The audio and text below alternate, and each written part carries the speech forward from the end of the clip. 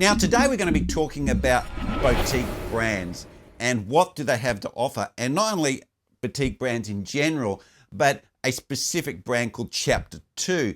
Now Chapter 2, quite a few YouTubers have got them and they've done reviews on them, and one of them is Chris Miller Cycling. Now Chris Miller Cycling does some really good content. He's out there on the other side of the Australia, in Sydney there. And I like a lot of the stuff he does, and I like the quality of his videos as well. So he's got some very good information, plus the standard of his videos are a pretty high quality. So I like to watch him and I like to hear what he's got to say. And he's also a fairly competent competing cyclist. Now, Chris had on a guy called Micheal Pride, or I'm not too sure how to say if it's Pride or Pride Air, or something like that, but he had him on, and he is one of the founders of Chapter 2, and he interviewed him, and this guy, Micheal, seemed a really, really nice guy. But my question was, coming out of the end of that interview, was I felt somewhat lacking that he didn't really tell us really any key factors about Chapter 2. Like, okay, he's designing them, but where are they made? Does he spray or finish them in New Zealand? Are they being painted still in Asia? Are they coming out of a generic factory? Do they go direct to the distributor, or do they come back to New Zealand for him to quality control and check everyone is as per what they expect the customer should receive?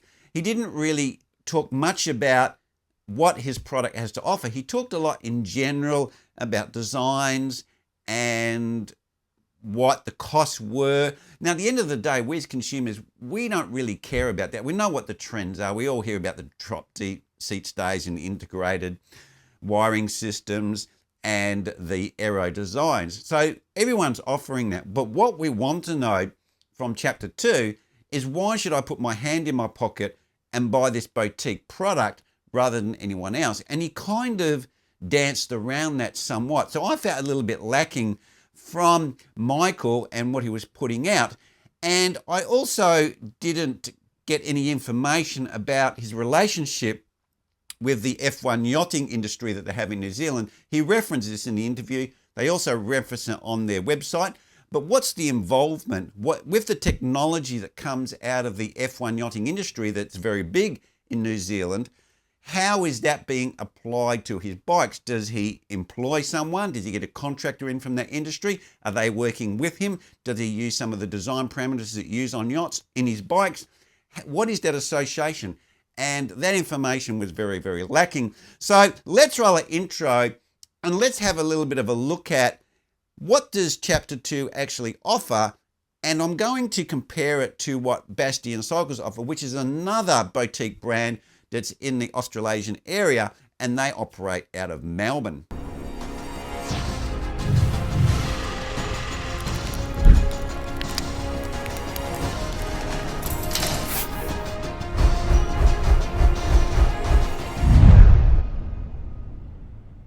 Now, from what I can gather, which is, it's not really open how Chapter 2 do this, but what I can gather is that his frames are designed in New Zealand. He gets a mold made up to his specifications, and obviously I imagine that because he's designed the bike, he would have the sequence of layups of the carbon, where they need to go, how many pieces there is, and they need to follow that process in his mold to make the bike, and then the bike is shipped, or it's finished and sprayed and painted first and then shipped. That he didn't give any information about. Because if it's being done like that in a generic factory, what we're basically getting is a similar quality control that we're getting with the majority of brands. Because the reality is there's only a few major factories in China that makes a very high percentage of the frames.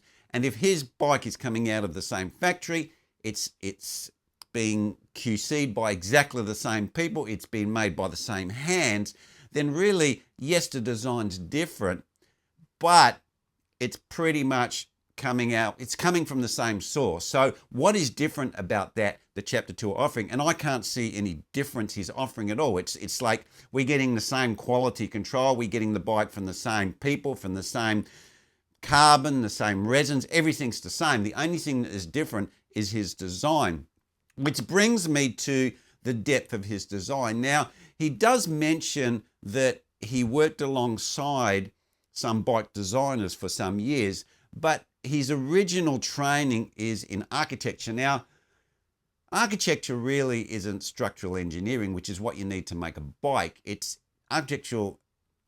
An architect basically designs how a place looks, and he uses standard design criteria to make the thing stand up. So how it works in the building industry is, if I use a certain piece of wood that's a certain depth by a certain width and it's made out of a certain material, I know that that will have a certain safety loading, and you just look up charts. Everything's already been developed and designed. Same with concrete members and so forth.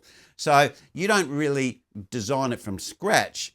You basically use standard principles that have already been developed and apply them to your design of that building that you've designed. So it doesn't really give him the skills to be able to work out structural engineering, although he may have got some experience from working with those structural engineers. Let's just say he has, and his designs are reasonable and adequate.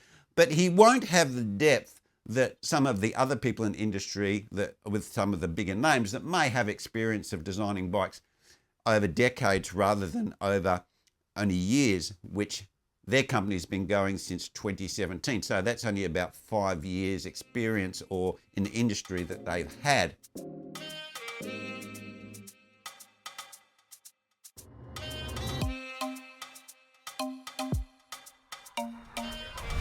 So let's get into the product. Now, he's basically saying that his product is cheaper, and it does look like that on the face of it. You get some extra pieces like you get with the Windspace products. Windspace products offer some extra little bits and pieces with their frames.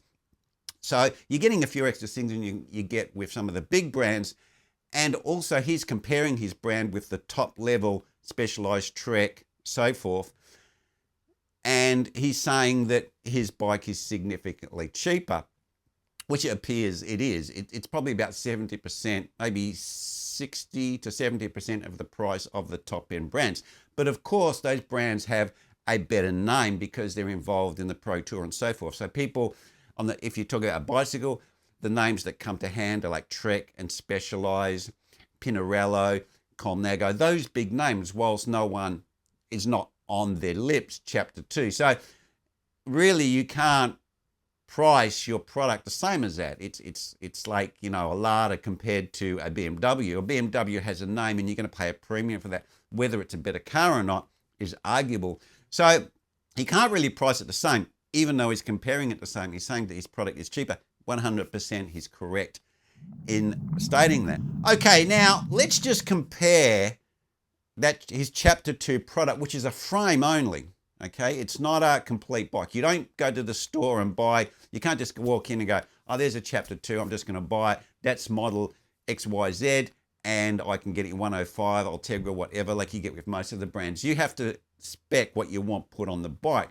Now, another brand that does that is Bastian Cycles. Now, the difference in the two models here between Chapter 2 and Bastian Cycles is Chapter 2 is made in Asia. So it's made in a generic factory, a factory that makes carbon bikes. And they probably don't just make carbon bikes, they probably make tennis rackets and baseball bats and all sorts of other products. Most of these products like carbon composites, the companies make all sorts of carbon fiber products, not just bikes. They're huge. And they go to these factories and they basically have a contract with them, they get them to be made. He's providing the mold and he's providing the design. Now, if we look at Bastian Cycles, they make their bikes in-house, and they making their carbon tubes in-house on their own pieces of equipment. They're manufacturing the titanium lugs in-house, and I think were originally getting them made in New Zealand under contract, but I think now they have their own machines, their own titanium 3D machines, and they're making the components in-house, and then they polish them, they make them, they put them together, they spec them out however you want, and then they send you a complete product to you. And the advantage with Bastian Cycles as well is because it's a lug and tube design, you can have that bike made to any design you like. If you had a giant TCR that you really loved, you can have it made exactly the same dimensions of that. If you had a Colnago C60, you want to have it made to those dimensions, you can. If you're a guy who's got a long body and short legs, you can have it made custom for you. Or if you've got long legs and a short body, you can have that bike made custom to you. The bike can be boutique to your fitting, not just boutique as far as a brand. So Bastian Cycles are offering a much bigger variance in their product, and they control the manufacturing, and they control the quality control, and it's made in a Western country. The difference is between the Chapter 2 and the Bastian Cycles is there is a price difference. The Bastian Cycle frames start around about 8,000 from my inquiries, whilst we're looking at the Chapter 2 starts from about 5.5, around about 5.2 Aussie. So there is a price difference. But as far as what that company's offering, I believe, or from when you go down the list, Bastian Cycles is offering a much more boutique product that has been custom made to you. You can have any paint job, you can have any geometry, you can have the titanium polished or rough, you can have, the variations are to your imagination. So that is the difference. That's where I see, if you're going to go for a boutique brand, you don't want it to be just another generic brand with just some slight variations, which I think Chapter 2 are offering. And I would like to hear a little bit more information from Micheal for him to explain the nuts and bolts of how these frames are made. So in conclusion, what I would like to put out there, I'd like to put out an open question to Micheal, who's one of the founders of Chapter 2. And one of the things I'd like to ask is, okay, so where are your bikes being made? That's the first thing. Are they being made in a generic factory? Now, you've probably all heard of a guy, another Aussie from South Australia called Durian Rider, and he was selling his own bikes for a while called Glycogen. And those bikes, he basically were getting an open frame from China, and he was getting them painted however he wanted, and he was selling them, and he was selling them around about $1,000 US. I think it might have even been a little bit less. And that was coming out one of these generic factories, and that was very, very cheap. And obviously he'd be making a bit of money out there. He has to cover his shipping costs and so forth and all the other things. So he was getting these bikes. So with Chapter 2, yes, they're designing them in-house. So that's the difference from that marketing model to the Chapter 2 marketing model, is they're not using an open frame that's designed by the manufacturer. They're designing their own frame. But apart from that, what is the difference between Chapter 2 and Durian Rider's Glycogen frames? I can't see a lot of difference, but when I look at Chapter 2 and compare it with Bastian, I see a huge difference in those two products. So my question is to Micheal is, let's be a little bit more open about what you're talking about here. First of all, the first question I'd like to ask is, where is your frames made? I don't want this Asia. Is it made in Vietnam? Is it made in Cambodia? Is it made in China? Is it made in Taiwan? Where's it made? And when it's made, what happens to it? Is the quality control done at the factory, or is it shipped to New Zealand and you paint them and you check the quality control to make sure that all of the surfaces are done, everything's faced, the way that the bottom bracket's all fitted, all meets your specifications before they're packaged and sent off to your distributor to be made up for the customer? What are we getting extra from your boutique brand? Are we getting a higher level of quality control because your eyeballs are going on it, or someone you employ, your eyeballs are going on it? You are getting them painted by your painter in New Zealand, and you're also checking them and making sure that the finish of that frame, because that is your product, it's not a complete bike, right? The product you are selling to the customer is a frame only. Is the finish of that frame better than the other brands coming out of the Far East, as far as the brake surfaces are faced, the bottom bracket, the screw fed screw up nicely. There's not any paint or anything. They're aligned properly. The whole frame's not twisted. It's nice and straight. And you check those things. So they're the sort of questions I would like. The nuts and bolts questions of, why should we put a hand in the pocket instead of buying something like a Rebel or a Canyon or a Trek or a Specialized or a Giant, and then say, hey, look, I'm going to buy that Chapter 2 because he offers all of this great stuff. And that's my questions to Micheal. And if you could leave your comments down below, or even maybe have another interview with Chris and respond to those questions, that would be really great. Because from the interview that you had with Chris, me personally, I can't see any difference between buying an off-the-shelf bicycle to buying your bicycle. I just wouldn't. I wouldn't buy Chapter 2. I'm not sold.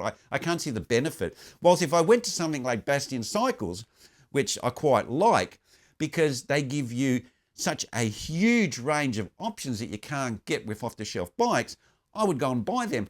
Even though it's a little bit more expensive, I can have a bike that is 100% unique to me. And if I've got any unusual body fitments, I can have them fit it to me. Plus I can have it made exactly the same geometry of any other bike that I've ever had in the past that I really liked. So my question to Chapter 2 is out there. Hey, look, let's get that information on the table so we can make a informed evaluation of your product. And that'd be a really appreciated, Micheal. And if you haven't, go and check out Chris's video and interview, because Micheal seems like a really nice guy. He seems like a reasonable guy. And I think he'd be open to sharing that information with us. So that's my challenge. That's my question. Over to you, Chapter 2. Well, that's where I'm going to leave it, guys. Leave your comments down below. What do you think about these boutique brands? What do you think of the differences are between them? What would you spend your money on? Do you think you get a better value for money with the generic brands? Or do you think that going to these boutique brands offers something different? Well, anyway, guys, that's where I'm going to leave it. And I'll see you next vid.